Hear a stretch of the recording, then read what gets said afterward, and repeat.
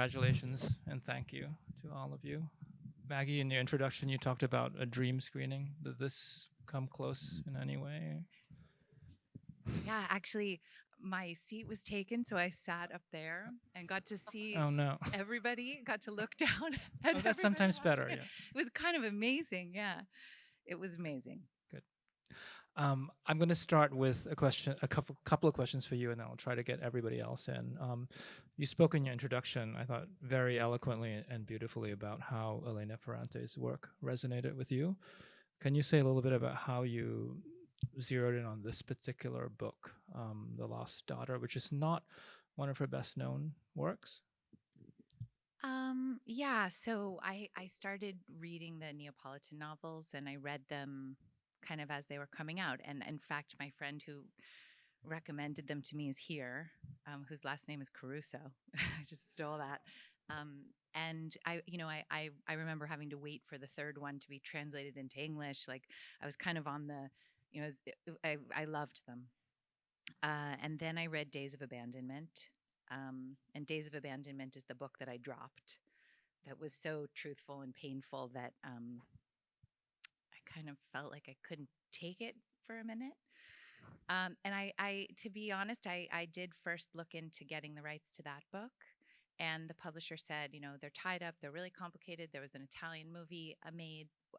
The publisher said that she thought that Ferrante and I would be a good match. And she suggested that I read The Lost Daughter. And I read it in a weekend and I was like, yes, I think they're all very similar in what they're talking about and what the seed of life in them is. And so it accomplished the same thing for me. And I understand that you actually contacted Elena Ferrante directly. Well, the publisher said, I think you would be a good match, but it's really up to her. So my task was then to ask Ferrante for the rights. So because she's anonymous, I wrote to her and I spent like 3 weeks on this letter.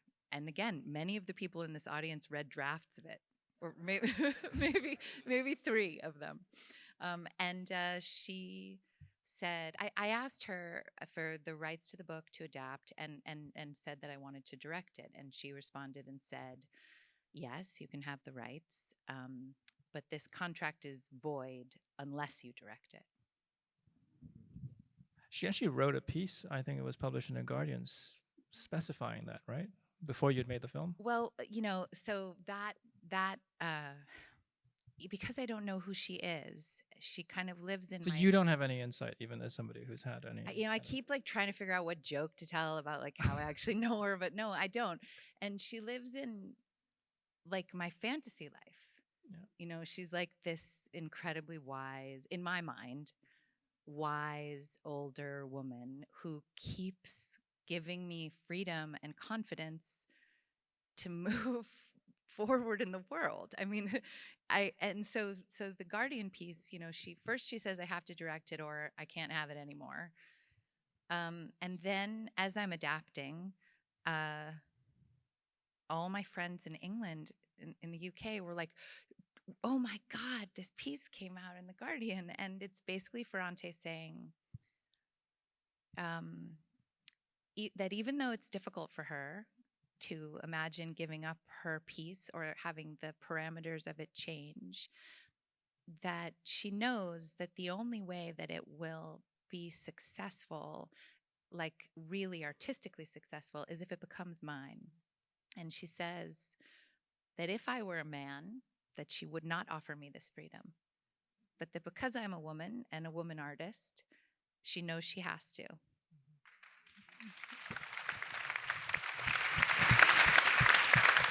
So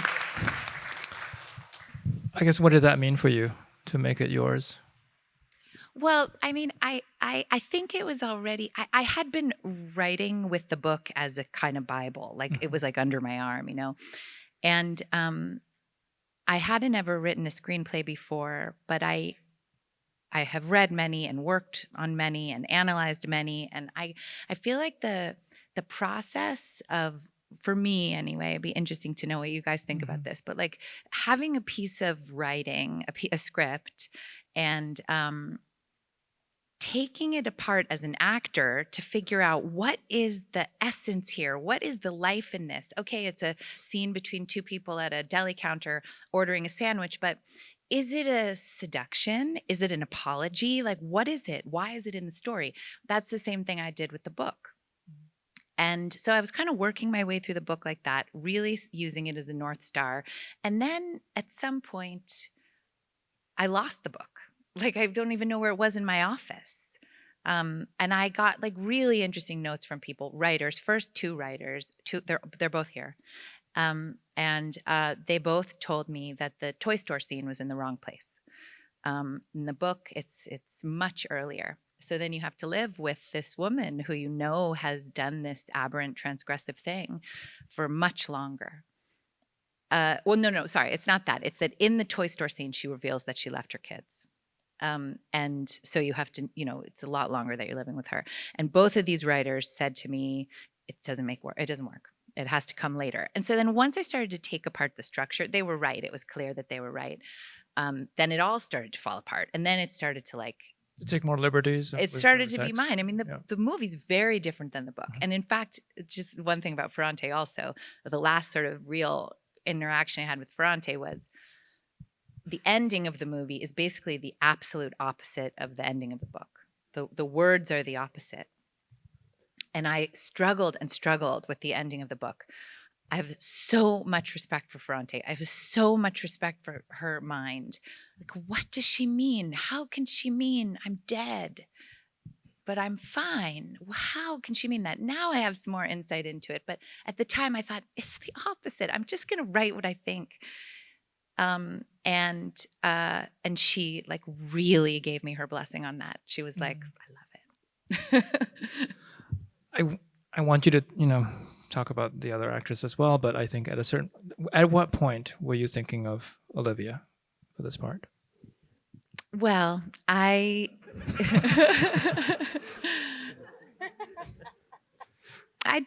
was saying this today, you're like, it's the same with Bon Jovi. Like,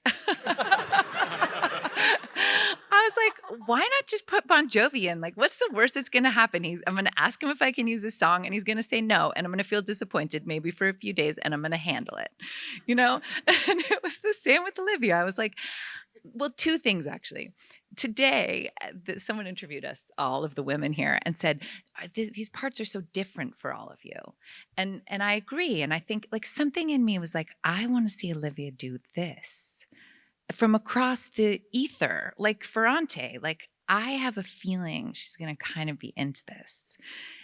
And so I just took a chance, and we drank a bottle of champagne. And at the end of the bottle, she said yes.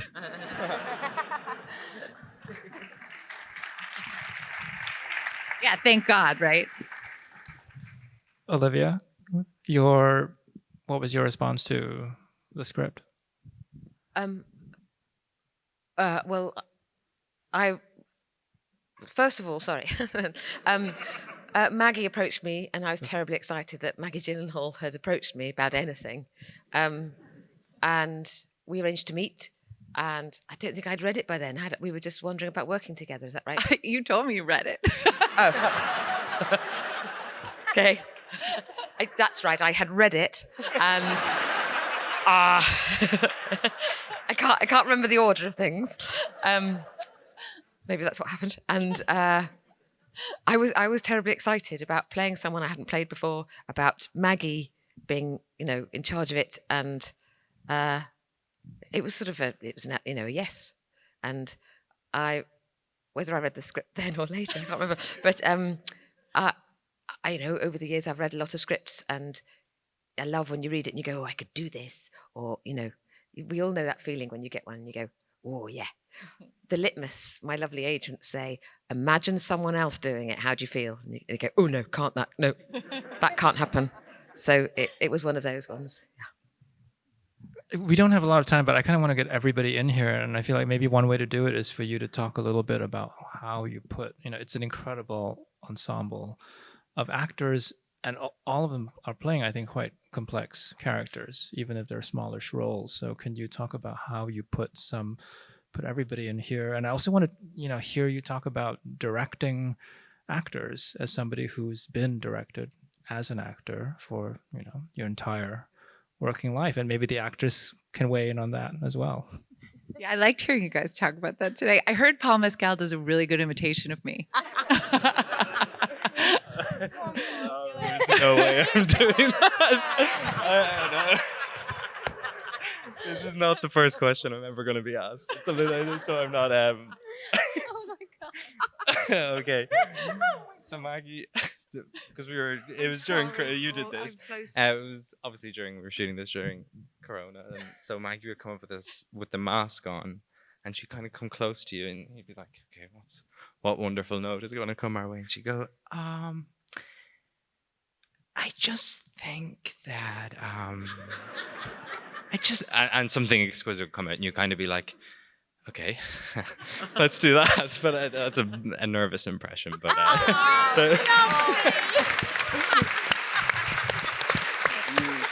So sorry.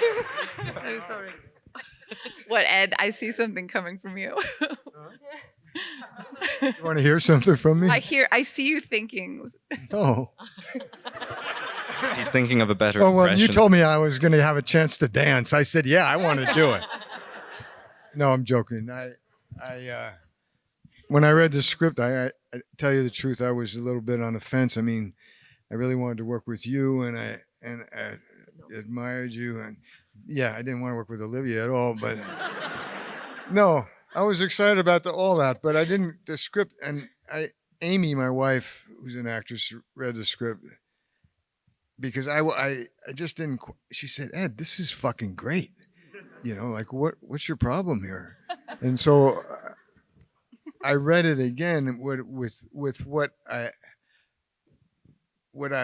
I attempted to be a woman's point of view, a female's point of view, and it helped quite a bit. And I said, "Yeah, I'd love to do this." Thank you, Amy Madigan. Well, Jessie's next, just in terms of how she came along. When we had our boozy lunch, I said to Olivia... Oh, that's right. I had read the script because that's how I... That's right. That's how you knew there was a younger you. I had read the script. And we were talking about who that could be and what that could mean. And, I think that was one of the trickiest parts about this directorially, how that could have been awful. And I think one of the things we were saying was like, these are going to be two grown-up, full-fledged, incredible actresses. I'm not going to ever ask the audience to pretend that they're actually the same person. But if you go into your unconscious poetic mind, like, let's have an experience together where they are. So who could that be? And Olivia said, well, what about Jessie Buckley? And that weekend, Wild Rose had come out in New York, and I went by myself and I watched that movie, and I was like, oh, fuck yeah, Jessie Buckley.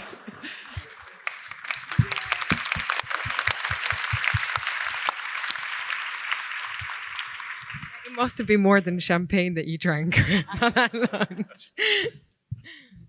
Oh, do I say something now? Yeah, do. You want to do an imitation of me? No. I'm starving.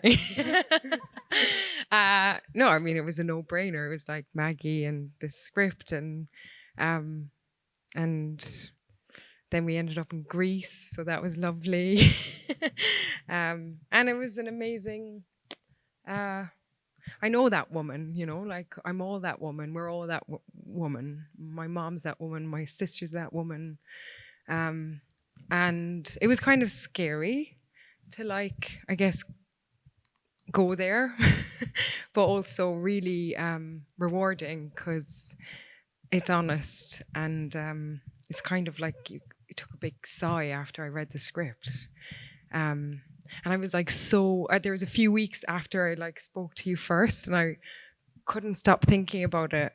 And I was just in the night when you text me asking, would I do it? I was just about to text you being like, look, I'm so sorry, but I can't stop thinking about this.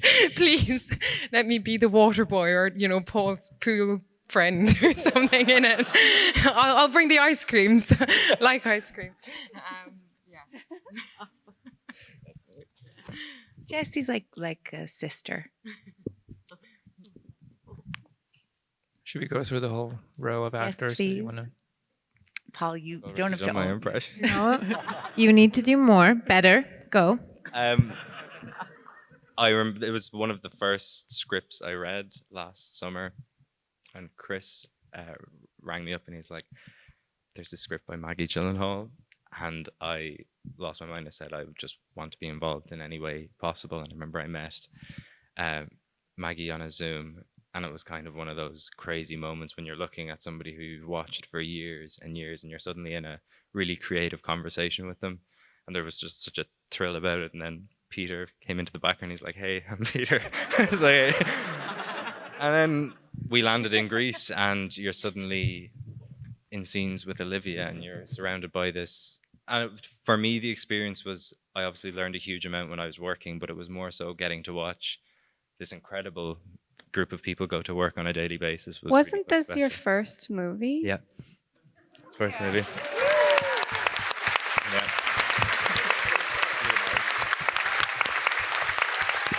So it was a really, really special time with amazing people. Dag. Maggie. First of all, I haven't seen the movie. So I'm sitting here having kind of an out of body, thinking I watched the movie and everybody was brilliant and oh my gosh, I look all right. And then the other part of me is we were on an island in Greece during a pandemic. I remember, hey, that's a crew guy. He's in that scene. You know, like it's that because I just saw it. Anyway, I met Maggie in New York somewhere, somehow, and I've always loved her from a distance. And then I met these two, and my husband and I were like, they're so awesome. And then I got a thing on the Deuce, and we worked together, and we had the best time. And Maggie said, we should work again together. I want to do a movie with you or something. And I was like, yeah, let's. Because you hear that sometimes from very lovely actors or directors. They meet you, they think you're cool. Oh, let's work together. And she fucking meant it. Well, I wrote this part for Dagmara. I mean, we didn't know each other very well, but we also did another little movie together years ago. Oh, yes, we did. Yeah. Forgot. And I also saw you in Vera Farmiga's movie. Oh, yeah. And I thought I didn't even know I was writing it for you, but I was. And then when it came around, yeah, I mean, that was very lovely and easy. And It was the best. It's a no-brainer too. You see that and these names, and it was a pandemic, and it actually was like kind of thematic because I thought, well, I can't leave my kids in the middle of a pandemic, and there's virtual online school, and like my mom's here, but she doesn't drive, and my husband's away. I can't do it, you know? And my girlfriends, who are all moms, who are not actors, said, you have to do it. Yeah. And then I got to Greece, and we quarantined, and Olivia, after 14 days, I came downstairs, and I saw all of them in the garden, and guitars, and music, and drinks, and cigarettes, and I was like, oh, and I thought, oh gosh, did Cal do his homework today? And Olivia looked at me and said, I said it in the interview, and I'm going to repeat it because it was a profound moment for me. She said, Dag, in a minute, we'll be back at the car line picking up the kids. That's not going away, but this will, so milk it for every drop.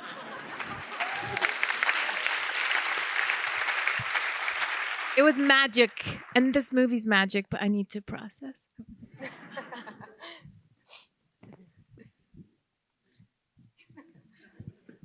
Hi. hi. Hi. We had lunch, and, well, you're better at telling this part than I am. You say it really well. You have to talk now, Dakota. Come on. You're not the boss of me. Yeah, you tell it. You tell it.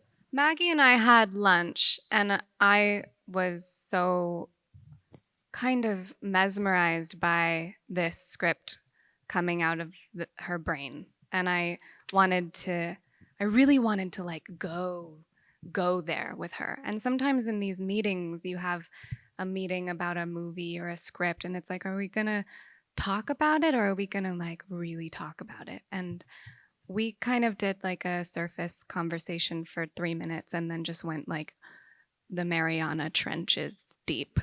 We were like in. And I realize actually now talking about that part of the process is kind of like what Nina wanted so badly with Leda, was like this fascination with this woman, which made her think like, is there more for me? Can I do more?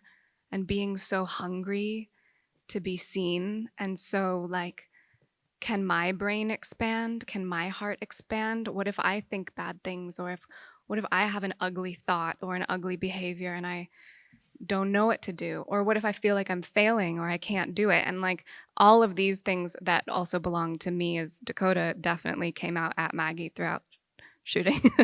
But I think the parallel in that, and this thing that I saw in this girl and this woman who just really wanted more for herself, but was sort of in like a vacuum and wasn't seen and wasn't heard and probably won't ever be, except for in that one moment. And then you had to go and ruin it by stealing a fucking doll.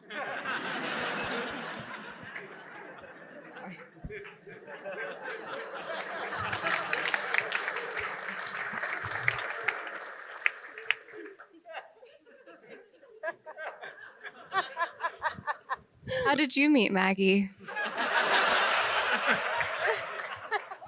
So Maggie and I were having sex. She said, "Hey, you're really good at this.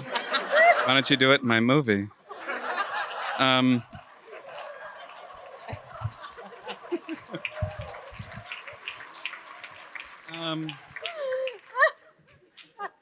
Wow, what is there to say? I mean, it is pretty amazing. You know, when Maggie first told me she was going to do this, you know, like from the first sentence, she told me I'm going to make this thing and do a movie. I think I thought, oh, yeah, okay, that sounds fine. And I was actually writing something at the same time. And it's difficult to describe Maggie's level of focus and intensity when going after the truth with people, with material. And let's just say that I was still writing the thing that I was writing when we were shooting. But I mean, it was just a thrill to work with my wife. I mean, everyone should try it. That's all I have to say.